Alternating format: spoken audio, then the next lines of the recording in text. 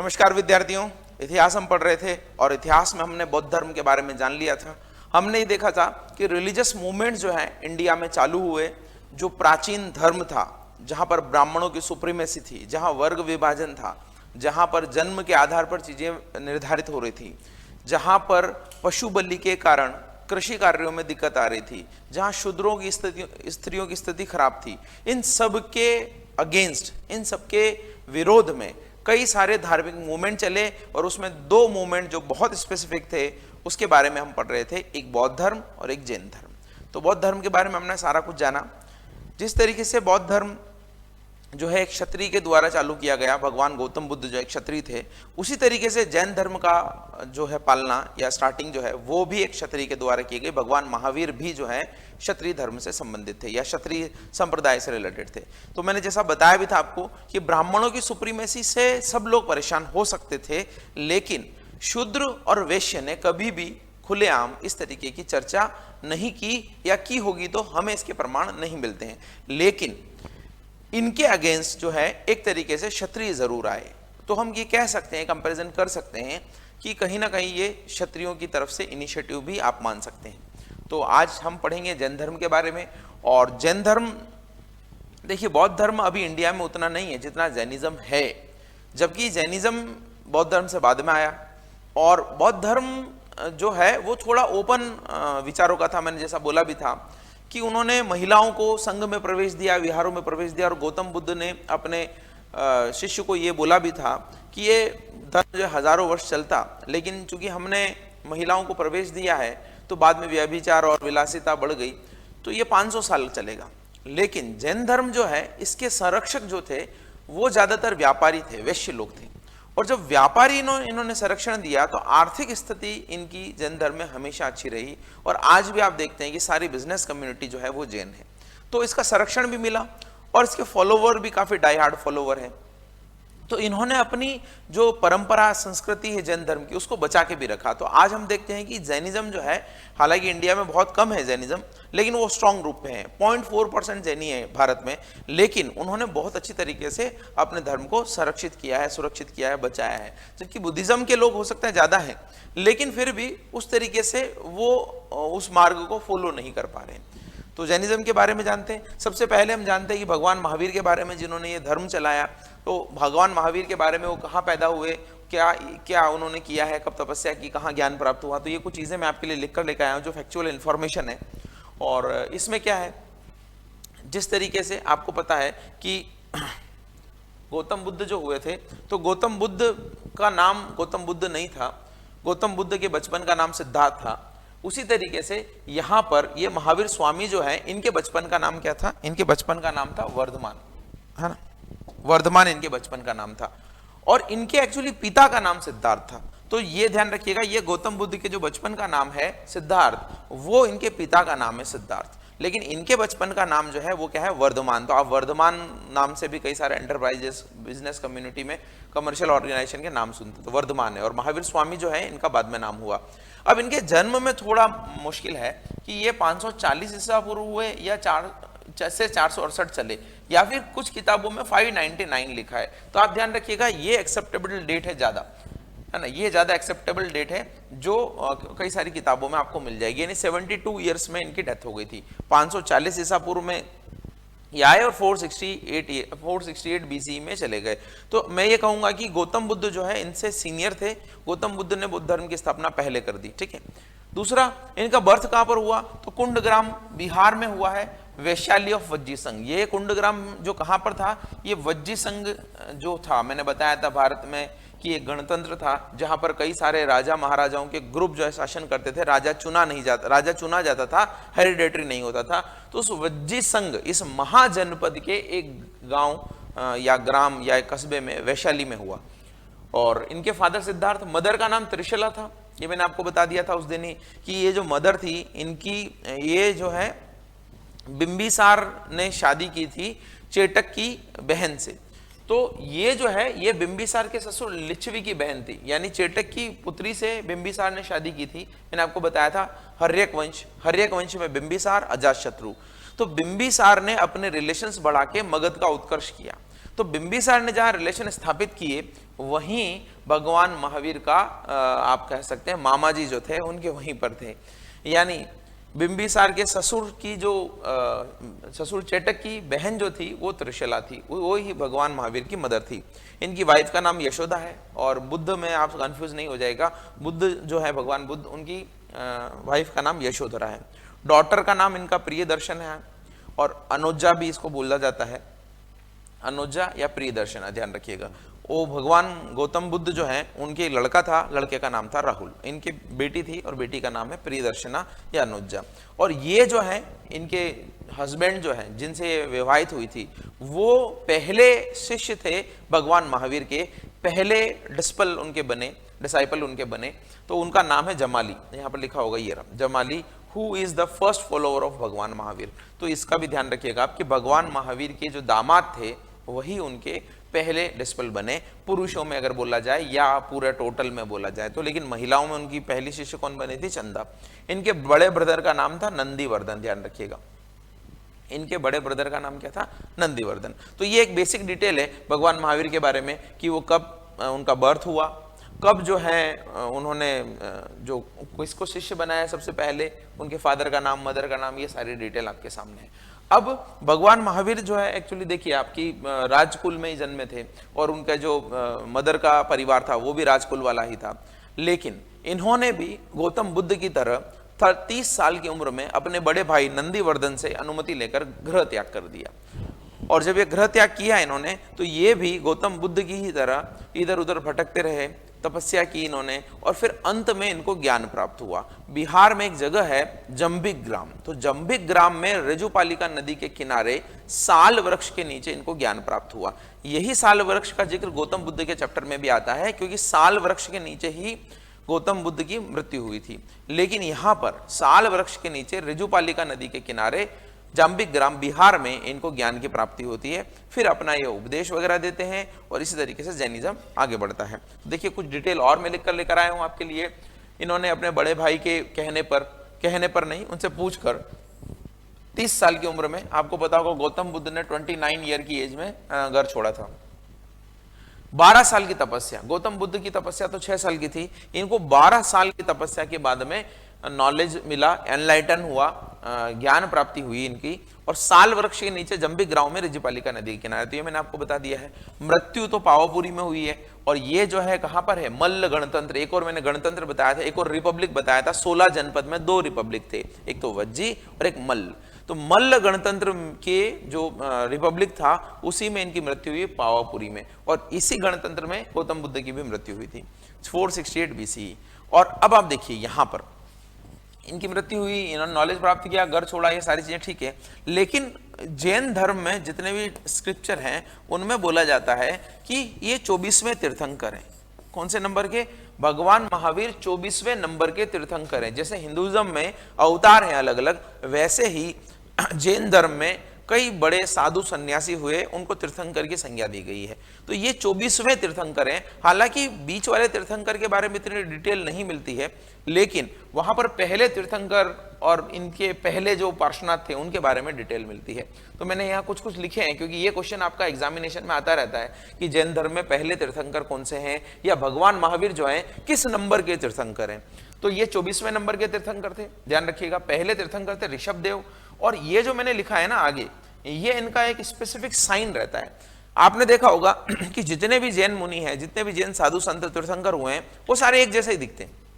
उनकी सभी की जो मूर्तियां, प्रतिमाएं बनी हुई है, वो सब में एक ही मुद्रा में बैठे हुए हैं और एक ही जैसा नजर आता है। लेकिन आप कैसे पहचानेंगे कि ये ऋषभ देव जी की मूर्ति है या महावीर स्वामी जी की मूर्ति है या पार्श्वनाथ की मूर्ति है?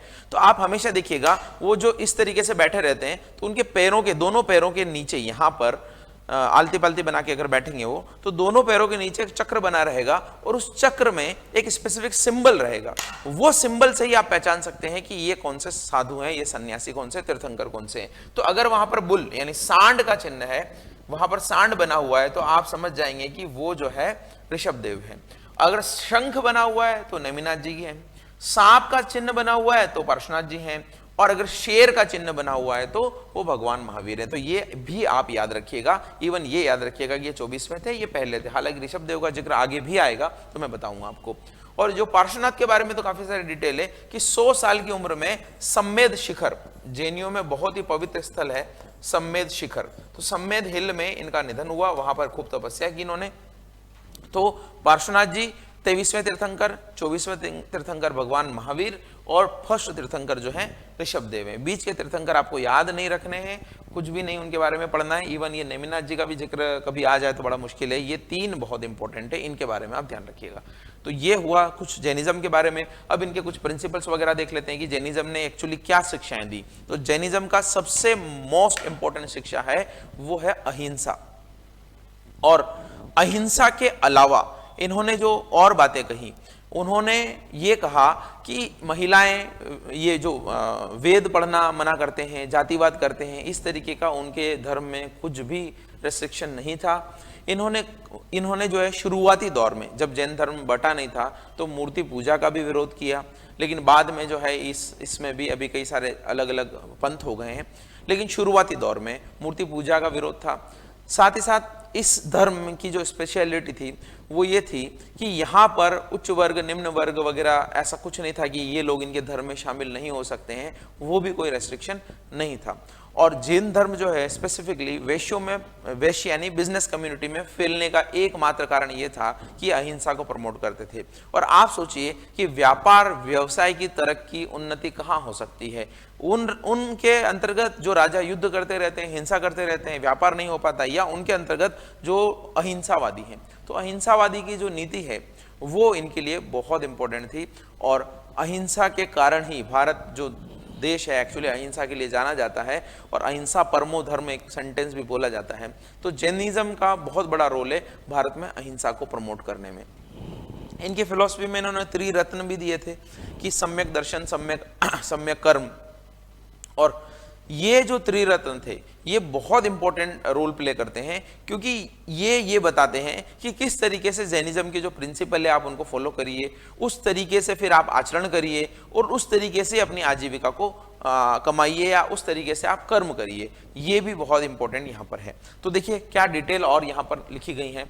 तो सबसे पहले तो थोड़ा ये इन्हीं के बारे में है। पहले तो भगवान महावीर के बारे में, केवल्य, जीन, निर्ग्रंथ, महावीर, अरहंत, ये सारे जो हैं इनके नाम है। किनके नाम है? भगवान महावीर के। जैसे गौतम बुद्ध के भी मैंने बताया था शाक्य मुनि है, तथागत है, मैत्रेय है, वैसे ही इनके नाम है।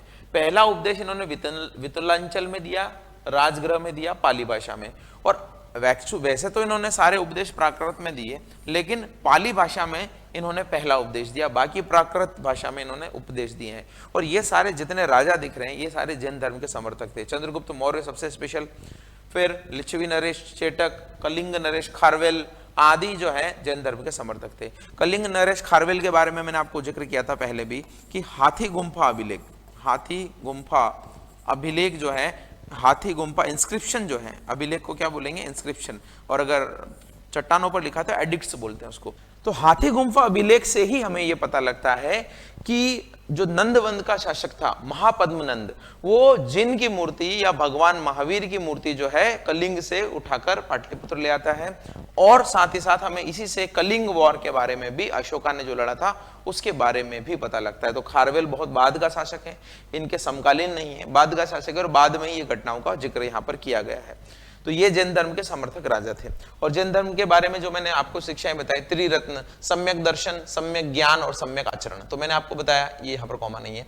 सम्यक दर्शन का मतलब जैन धर्म के जो प्रिंसिपल्स हैं उनके बारे में हमें आस्था रखना, फेथ रखना, उनको मानना। सम्यक ज्ञान का मतलब है कि हमें जितने भी स्क्रिप्चर्स, टेक्स्ट वगैरह सारे लिखे गए हैं, हमें वो ज्ञान ग्रहण करना और उस ज्ञान के अकॉर्डिंग क्या करना? आचरण करना, कर्म करना। ये त्रिदर्शन है जैन धर्म के।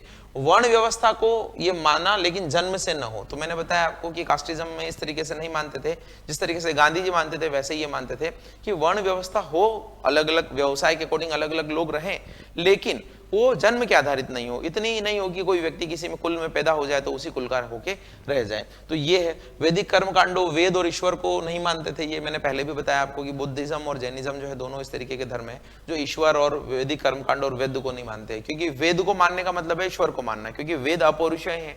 ऐसा बोला जाता है कि उनकी रचना किसी ईश्वर ने की है, अपौरुषेय का मतलब पुरुष ने नहीं की है, किसी व्यक्ति ने नहीं की है, तो ये इनको नहीं मानते थे।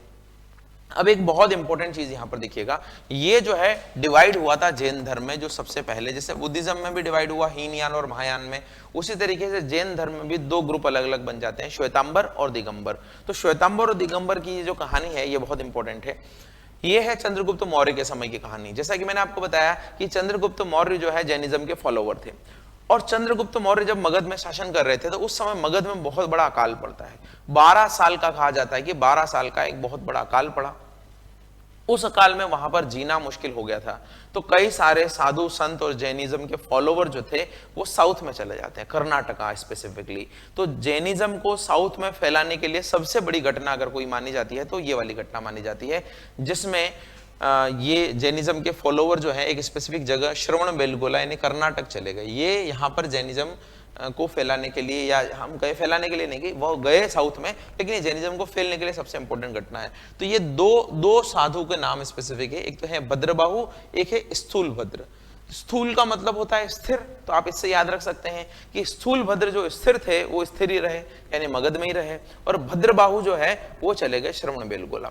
और 12 साल के बाद जब भद्रबाहु अपने फॉलोवर्स के बाद में वापस मगध आते हैं तो वो ये देखते हैं कि यहाँ जो रहने वाले लोग थे, मगध के जो रहने वाले लोग थे जो स्थूल भद्र के नेतृत्व में रह रहे थे, उन्होंने जैनिज्म के प्रिंसिपल को उस तरीके से फॉलो नहीं किया और वो अलग ही प्रैक्टिसेस करने लग गए, खाने पीने की वस्तुएं वगैरह को लेकर, सभी चीजों को लेकर। तो फिर इनमें विवाद होता है और बाद में जो है जैन धर्म दो लोगों में बढ़ जाता है, श्वेतांबर और दिगंबर। तो श्वेतांबर जो थे वो सफेद वस्त्र पहनते हैं, आप अभी भी जानते हैं। हालांकि श्वेतांबर में भी तेरापंथी और बहुत सारे, मुझे भी एग्जैक्ट पुराना पता नहीं, स्थानकवासी अलग अलग हैं, लेकिन जो मेन डिवीजन है वो है श्वेतांबर और दिगंबर का। तो जो मगध में रहे लोग वो हो गए श्वेतांबर, और साउथ में जो गए थे भद्रबाहु के नेतृत्व में वो हो गए दिगंबर। दिगंबर का मतलब है कि दिख ही अंबर है, अंबर ही दिख है, दिख का मतलब कपड़ा से होता है कि उनका वस्त्र जो है आकाश वगैरह नहीं पहनते हैं, उस तरीके से जिस तरीके से श्वेतांबर लोग व्हाइट कपड़ों में घूमते हैं उस तरीके से वो नहीं पहनते। एक प्राकृत अवस्था में जो मनुष्य रहता है उसी अवस्था में ये लोग रहते हैं। तो आपने कई सारे साधु मुनियों को देखा भी होगा और आपने जो है उनको जाना होगा कि श्वेतांबर और दिगंबर, अब आपको समझ में आ रहा होगा अलग अलग कैसे हुए हैं। और सबसे इंपॉर्टेंट चीज जो है, देखिए यहां पर ये लिखा हुआ है, वैसे तो मगध में ही रुक गए और मगध वाले श्वेतांबर कहलाए और दक्षिण वाले क्या कहलाए, दिगंबर कहलाए। यहां तो कोई दिक्कत नहीं है, लेकिन ये जो एक घटना यहां पर लिखी हुई है सबसे इंपॉर्टेंट, कि भद्रबाहु जब साउथ में गए तो भद्रबाहु के साथ में मगध के जो चंद्रगुप्त मौर्य थे वो भी उनके साथ में गए और वो जैनिज्म से बहुत प्रभावित थे और अंत में उन्होंने वहीं पर उपवास विधि के द्वारा प्राण त्यागे थे। उपवास विधि का मतलब होता है कि आप कुछ भी न खाएं न पिएं और अपने शरीर को क्षीण करते जाएं और एक दिन आपकी मृत्यु हो जाए। उसी को जैन धर्म में, यहाँ राजस्थान में संधारा बोला जाता है, या फिर हम बोले उसको स्पेसिफिकली संलेखना बोला जाता है। तो यहाँ पर ये वर्ड है, प्राण त्यागना भूखे रहकर, संलेखना कहा जाता है। सुप्रीम कोर्ट में भी केस गया था, आपको पता होगा। तो संलेखना, संधारा, आज भी कई लोग जो है इस विधि को अपनाते हैं, क्योंकि जो वृद्ध हो जाते हैं, जो कष्टों को इस तरीके से वो नहीं करना चाहते कि हमने जीवन पूरा गुजार लिया है, अब हम जो है भगवान की शरण में जाना चाहते हैं, तो वो अपनी मर्जी से ये सारी चीजें करके अपने प्राण त्याग देते हैं। इसी को संलेखना और राजस्थान में बोला जाता है संधारा, संधारा। ठीक है, तो ये आप चीज ध्यान रखिएगा। तो ये ऐसा कहा जाता है, नॉट श्योर, कि चंद्रगुप्त मौर्य ने भी इसी विधि से अपने प्राण त्यागे थे कर्नाटक में। तो कर्नाटक, श्रवणबेलगोला, ध्यान रखिएगा, श्रवणबेलगोला। तो कर्नाटक में या साउथ में जैनिज्म के फैलने का एक बड़ा इंसिडेंट ये है आपके सामने। एक और बड़ा जिक्र आता है कि जब ये साउथ में गए तो वहां पर श्रवणबेलगोला में, वहां पर एक बहुत बड़ी मूर्ति बाद में स्थापित की गई थी और वो मूर्ति है भगवान बाहुबली की। तो बाहुबली भगवान की मूर्ति जो है वहां पर स्थापित की गई है, गौतमेश्वर बोलते हैं, गोमतेश्वर में, कर्नाटक में। और ये भगवान बाहुबली कौन है? ये भगवान बाहुबली हैं जो पहले तीर्थंकर जैन धर्म में हुए हैं, ऋषभदेव, उनके पुत्र हैं। तो वाह, बहुत बड़ी मूर्ति है और वो बहुत बड़ी मूर्ति बहुत दूर से भी दिख जाती है, बहुत एंशिएंट टाइम में स्थापित की गई मूर्ति है।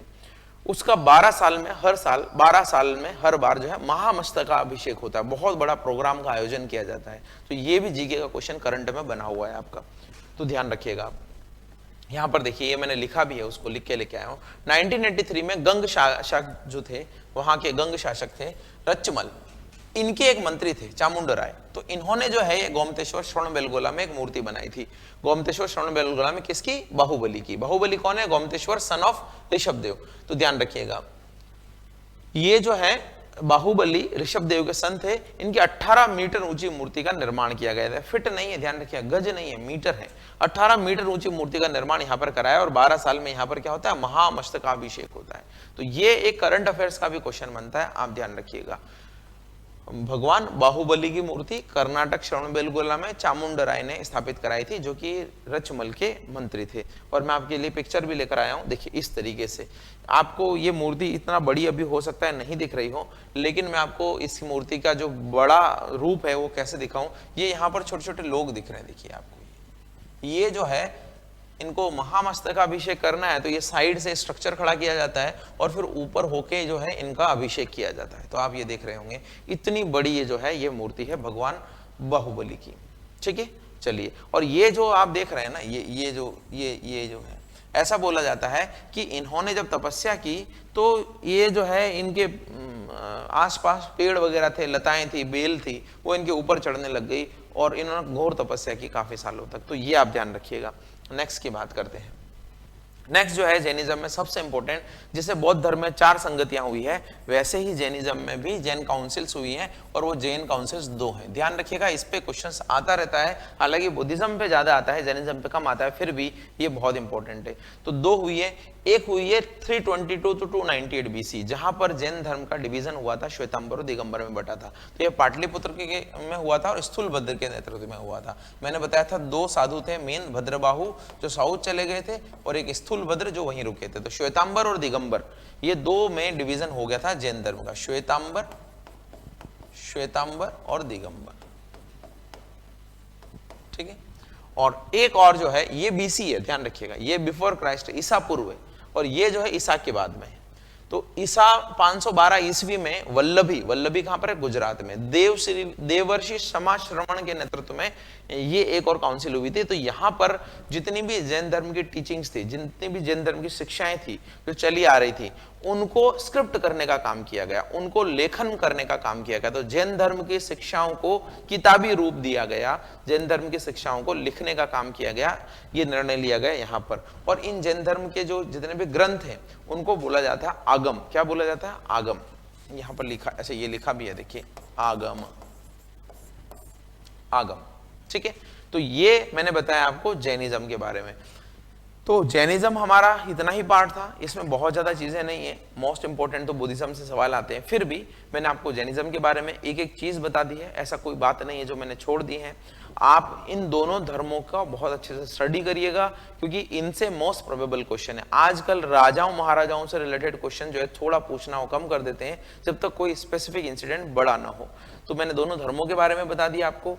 अब जो हम बात कर रहे थे कि मगध का उत्कर्ष हुआ, और मगध के उत्कर्ष में हमने 3 वंश पढ़ लिए थे। हर्यक वंश हमने पढ़ा, हमने शिशुनाग वंश पढ़ा, हमने नंद वंश पढ़ा, और फिर हमने बोला कि ये इनके बारे में पढ़ेंगे। और अब जो है मगध पे जब नंद वंश का शासन था, जहां हम पढ़ रहे थे, तो नंद वंश के शासन के टाइम ही मगध में तो नहीं, लेकिन भारत की जो उत्तर पश्चिमी सीमा है वहां पर विदेशियों के आक्रमण शुरू होते हैं। और वो विदेशियों के आक्रमण जो है पुराने टाइम से होते आ रहे थे। उसमें सबसे मेजर आक्रमण होता है सिकंदर का। तो सिकंदर के बारे में जानेंगे। उसी अवधि में नंद वंश का शासन मगध में था। अब नंद वंश के शासन को खत्म करके वहां पर मौर्य वंश स्थापित होता है, चंद्रगुप्त मौर्य आता है। तो यही हमारा सीक्वेंस रहेगा। एक बार हम कुछ विदेशी आक्रमण के बारे में जानते हैं और फिर मगध के जो दूसरे राजवंश है उनके बारे में जानेंगे। तो मिलते हैं नेक्स्ट वीडियो में। Thank you so much.